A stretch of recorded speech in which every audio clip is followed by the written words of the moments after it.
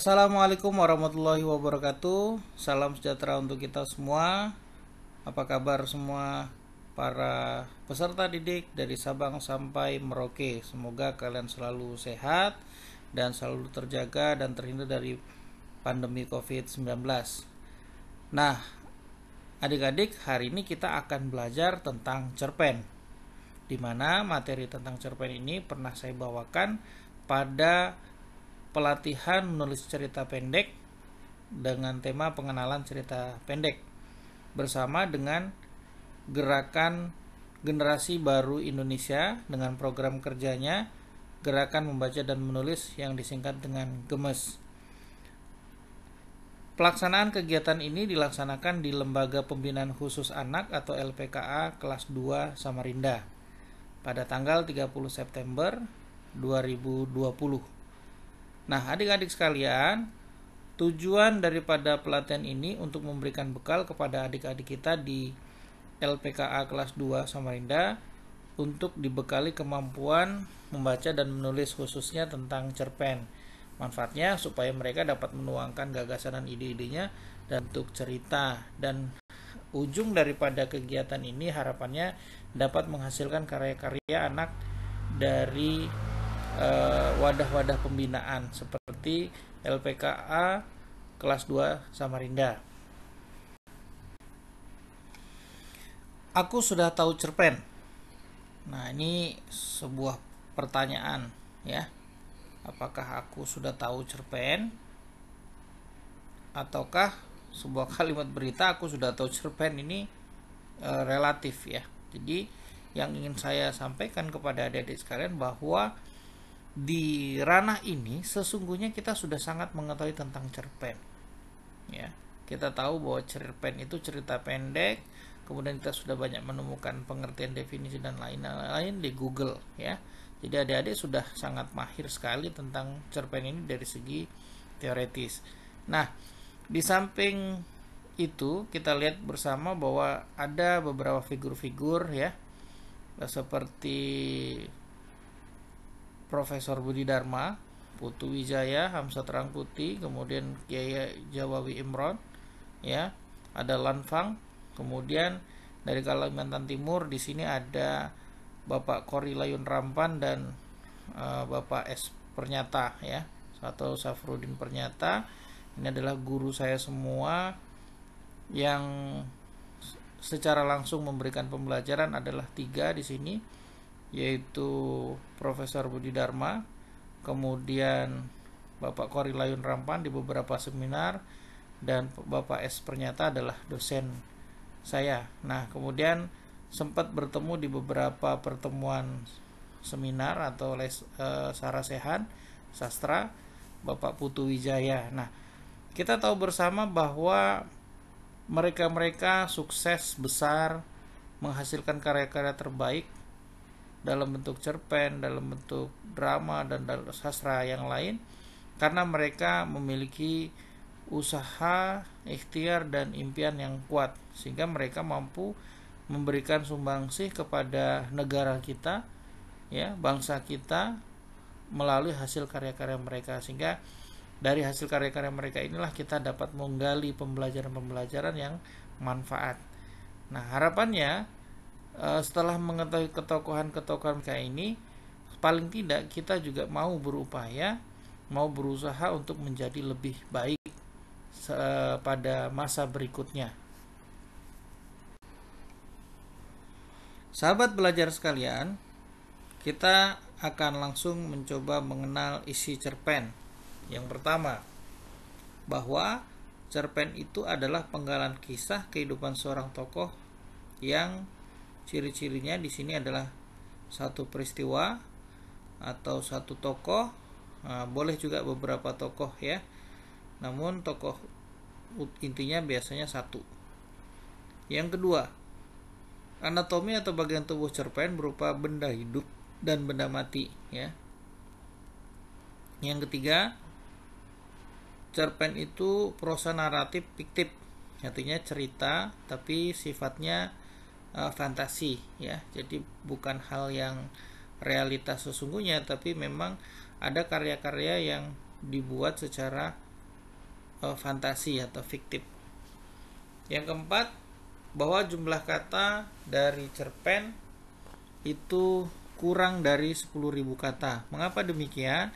Karena cerpen biasanya memuat satu peristiwa, satu tokoh, ya, sehingga nanti dalam proses ini tidak terlalu panjang, ya, satu konflik, sehingga nanti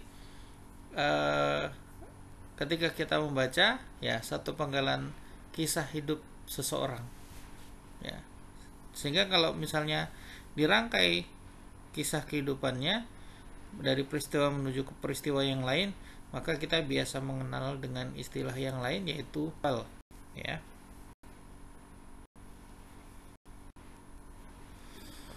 Berikutnya adalah unsur intrinsik cerpen atau unsur inti pembangun cerpen.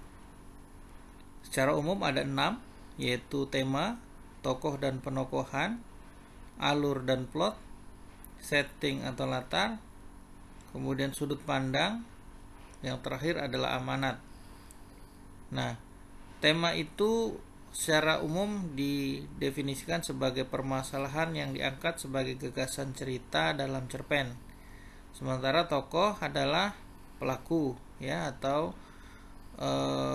penentuan tokoh atau orang dan karakternya yang dibangun di dalam cerpen.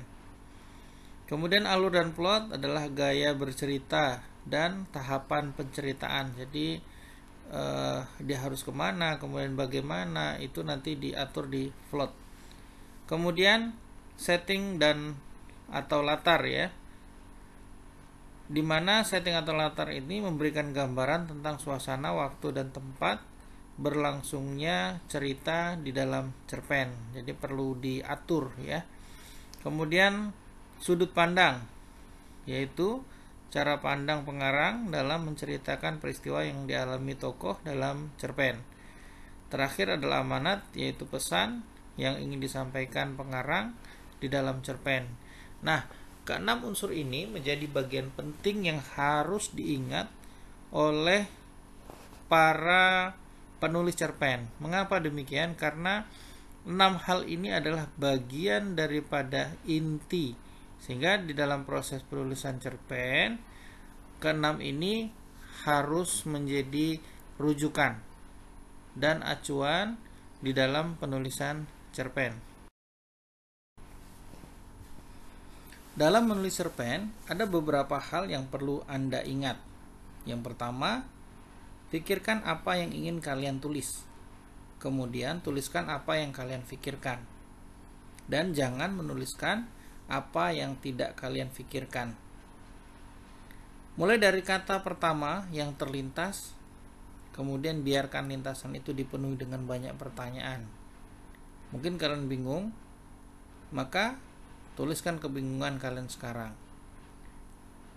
Dan ketika kalian menemukan jawaban demi jawaban, kalian berusaha merangkainya menjadi satu kesatuan.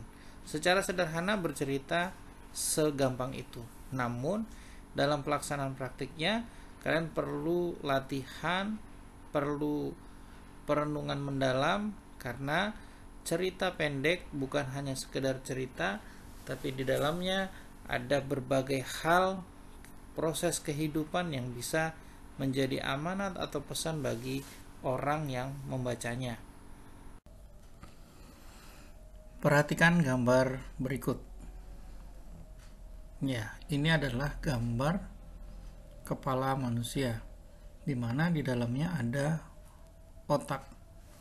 Dan di dalam otak ini dibagi menjadi 2 bagian yang kita kenal dengan otak kiri dan otak kanan. Pada otak kiri, biasanya di dalamnya mengandung unsur-unsur seperti logika, verbal, linear, analitik, rasional, eksplisit, dan rangkaian, di mana orang-orang yang mengedepankan otak kirinya akan lebih cenderung berpikir secara logis. Namun berbeda dengan orang-orang yang menggunakan otak kanan. Orang-orang yang menggunakan otak kanan lebih cenderung memiliki kemampuan intuisi yang baik, visual, kreatif, humoris, artistik, holistik, dan bersifat nonverbal. Nah, kedua hal ini sesungguhnya ada di dalam setiap manusia, namun ada yang lebih dominan. Nah, maka sebagai seseorang, karena cerpen merupakan bagian daripada visualisasi tentang pikiran, maka kemampuan otak kanan dan dengan perpaduan otak kiri juga diperlukan. Sehingga apa? Orang yang membuat karya sastra atau cerpen, dia memiliki kemampuan intuisi sekaligus logis di dalam penyampaian gagasan dan idenya dan sebagainya. Sehingga saya berharap adik-adik saya ketika nantinya mulai membuat cerpen, maka jangan pernah Anda berpikir bahwa cerpen Anda baik atau buruk, tapi tulislah terlebih dahulu, kemudian nanti Anda bisa menggunakan logika Anda, kemampuan rasional Anda, dan analitik Anda untuk menganalisis apakah cerpen yang Anda buat ini sudah baik atau tidak. Namun pada saat Anda mengerjakan cerpen, berbicara tentang gagasan dan ide, maka tulislah saja apa yang Anda pikirkan. Setiap pribadi itu unik dan berharga, sehingga kita perlu sadari bahwa kita tidak boleh membedakan orang dan melihat orang lain lebih rendah daripada diri kita. Namun, bagi kalian yang berpikir tentang orang lain lebih rendah, maka hari ini Anda sudah harus merubah pikiran itu menjadi sebuah pikiran bahwa setiap orang itu unik dan berharga. Mengapa demikian? Karena setiap orang dapat melakukan sesuatu, tetapi yang lain belum tentu. Begitu juga sebaliknya. Kita dapat melakukan sesuatu atau memahami sesuatu dengan baik, namun pada satu sisi yang lain, kita juga membutuhkan pertolongan orang lain dalam kehidupan, ya. Dan kaitannya dengan cerpen juga demikian. Setiap orang dalam menafsirkan atau membuat karyanya tentu memiliki perbedaan-perbedaan. Namun, perbedaan-perbedaan itulah yang sebenarnya harus muncul dalam pembuatan cerpen. Perbedaan-perbedaan itulah yang menghadirkan gagasan-gagasan yang hangat dan baru yang nantinya akan memberikan warna-warni yang baik terhadap perkembangan cerpen di Indonesia tentunya.